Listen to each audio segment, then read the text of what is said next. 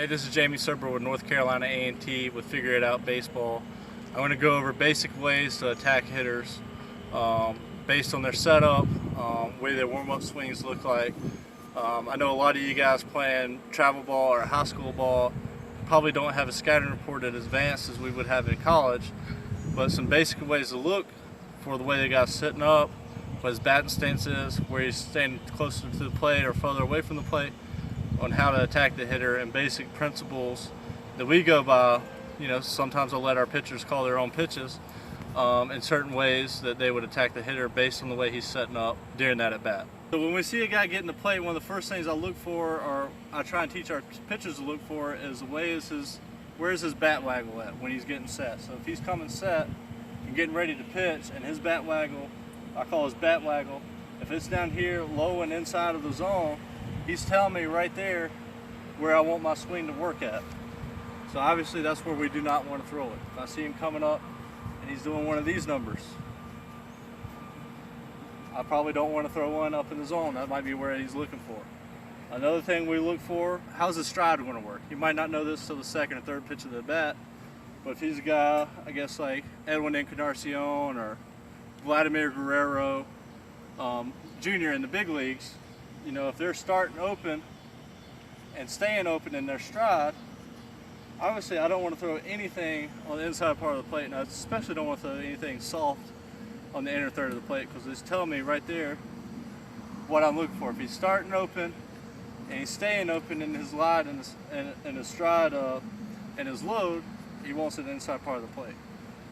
If he's a guy that's closed off and he's stepping this way, or if he's got a big time two-strike approach, he gets up on that plate and I can tell he's trying to stay late and he's trying to go that way, those are certain things we look for.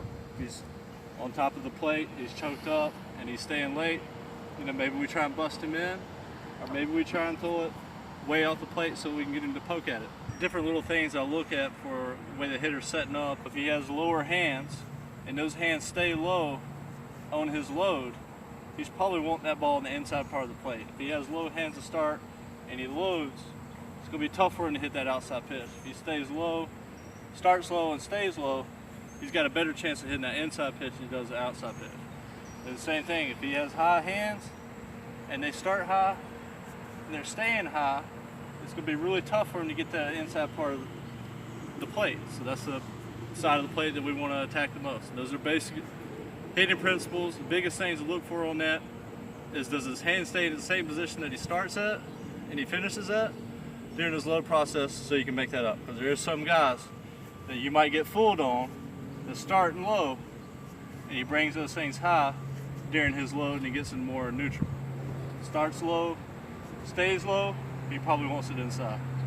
He starts high and stays high, he probably wants it up in the zone and away. For the most part, on things that I've seen on our basic pitching principles.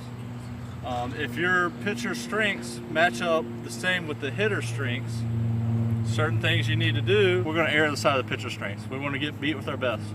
You know, if his base is loaded, bottom of the ninth, you know, we're going to try and get beat with our best pitch. It's a lot better to win or lose a battle, win and lose a game, if you're getting beat with your best pitch.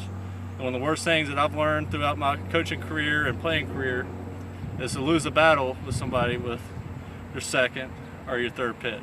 So for me, always err on the side of your strengths. And when you're attacking hitters, you know, really the biggest thing about it, no matter if you're, you know, if it's a fastball hitter and you got a fastball pitcher on the mound, you know, we try and get strike one at all times. But these are some basic principles that we look at when you're attacking hitters. If you got command of 3 pitches at any time, these are things that you can execute.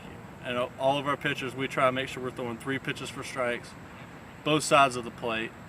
And then you can start attacking hitters on different ways that, you know, our basic hitting principles that we just went over. So if you don't have a scouting report in your travel ball or your high school game, maybe these are some certain things that will help you attacking hitters, especially first and foremost when you're commanding 3 pitches for strikes. This is Serber with North Carolina A&T, along with Figure It Out Baseball. That's concluding our basic principles for attacking hitters on the way they're set up. If you haven't already done so, go back and check our 3 flat ground videos, our dual ball drill, or a change-up drill to develop your secondary pitches.